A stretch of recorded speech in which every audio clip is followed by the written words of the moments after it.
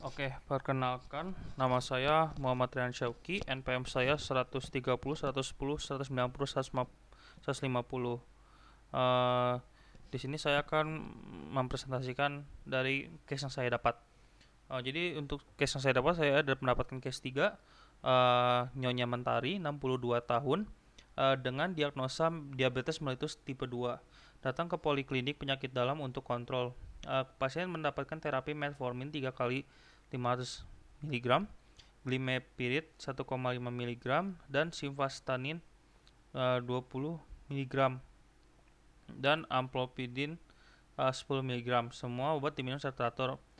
Pasien mengeluh ada kesemutan pada ujung kaki dan sering nyeri pada dada kiri yang hilang timbul. Nyonya Mentari membawa hasil laboratorium dengan hasil sebagai berikut: kadar glukosanya saat puasa 180 dan glukosanya 260 mg. Tentukan kombinasi P pada pasien ini dan tulisan resep obat-obat diabetes untuk 2 minggu. Tidak perlu tulis amlodipine dan simvastatin, dan pemilihan obat. Oke. Untuk nomor 1, saya berpikir untuk memberikan metformin 100 mg untuk minggu keduanya dan 1500 mg untuk minggu ketiganya, demi untuk menurunkan kadar gula yang dialami oleh Nyonya Mentari. Kemudian simvastatin 20 mg, kemudian amlodipine 10 mg.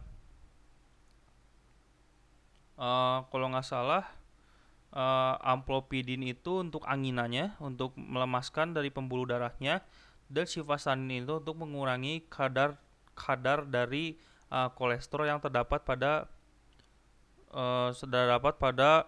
pembuluh darahnya. Dan saya menambahkan glipizid 2,5 sampai 5 mg untuk sulfoureanya untuk menaikkan efisiensi dari insulinnya. Kemudian saya memberhentikan penggunaan Glimepirid karena adanya angina yang rasa sakit yang ada di dada kirinya, untuk mencegah dari Glimepirid yang mempunyai indikasi penyakit jantung. Jadi kalau untuk yang kena penyakit jantung sangat tidak disarankan untuk menggunakan Glimepirid. Oke, kemudian tuliskan resep obat-obat diabetes untuk 2 minggu. Untuk 2 minggu depan saya berpikiran untuk memberikannya metformin dan glipizid guna untuk memfokuskannya kepada penurunan kadar gula yang ada di darahnya itu yang tinggi. Oke, untuk nomor 3-nya itu untuk pemilihan obat dan jenis obatnya. Jadi kemudian pasien ini didiagnosis dengan diabetes mellitus type 2. Kondisi dari fisiologinya sendiri, pada umumnya itu insulin itu yang dibuat di dalam beta pankreas, beta sel di pankreas, yang kemudian disekresikan ke seluruh dan kemudian disekresikan ke blood vessel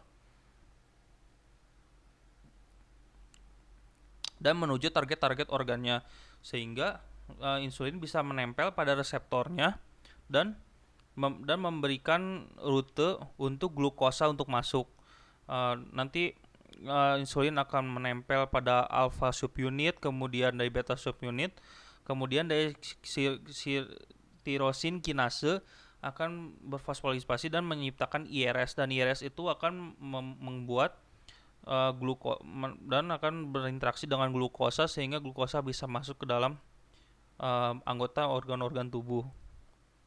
Untuk kondisi patologisnya, ketidakmampuan insulin yang terdapat di diabetes mellitus type 2, sehingga insulin tidak bekerja dengan efektif, sehingga glukosa yang ada di darah itu sangat tinggi dan tidak mampu untuk melakukan kinerjanya, sehingga yang terjadi pada pasien itu tingginya kadar glukosa yang ada di darahnya.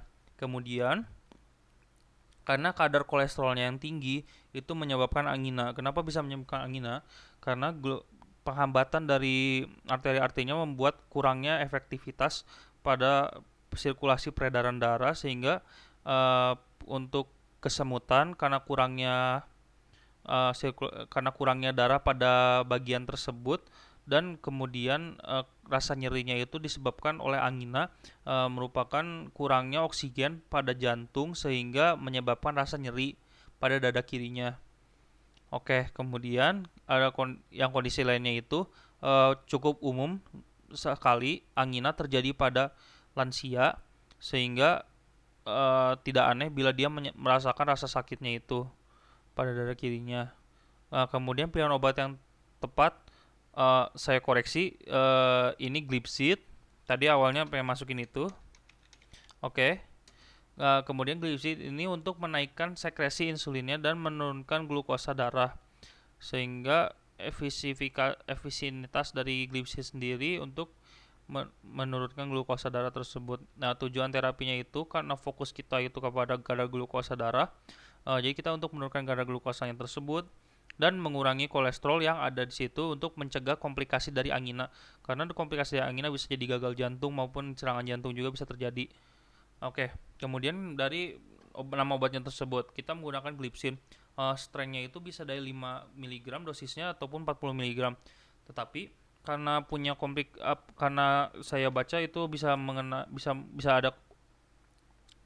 ada komplikasi kepada lansia, maka dari itu kita akan menggunakan dosis yang paling rendah untuk mengurangi risk dari komplikasi yang terjadi pada lansia. Untuk frekuensi pemberian itu 1 kali sehari, dan cara pemberiannya itu 1 tablet 2,5 atau 5 mg secara oral sebelum makan untuk pertama kalinya di hari itu. Kemudian saat pemberian itu actionnya itu bisa terjadi 12 sampai 24 jam, sehingga makannya dosis sehari cuma sekali, dan lama pemberian itu bisa dari 3 minggu interval. Sekian dan terima kasih.